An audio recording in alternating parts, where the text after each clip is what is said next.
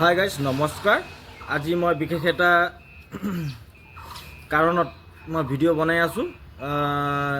এজন মানুহজন নিৰুদ্দেশ হৈ আছে, মানে মানুহজন এজন হেৰাইছে। লামডিঙলৈ গৈছিল, তাৰ পৰা লামডিঙৰ পৰা উভতি আহোঁতে আপোনাৰ মানুহজন হেৰাল, মানে ট্ৰেইনৰ পৰা কিবা কামত যদি মানে নামিছিল, নামাৰ পিছত মানুহজন হেৰাই পেলাই ২৬ তাৰিখে তেওঁক গুৱাহাটীত দেখা পোৱা গৈছিল।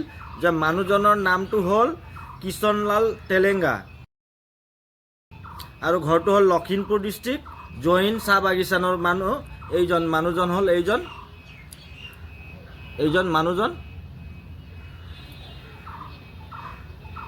আৰু পল্টন বজাৰ ৰেলৱে ষ্টেচনত দেখা পোৱা গৈছিল বুলি কৈছে। তাৰ পৰা আমি বিচাৰিলোঁ, পোৱা নাই।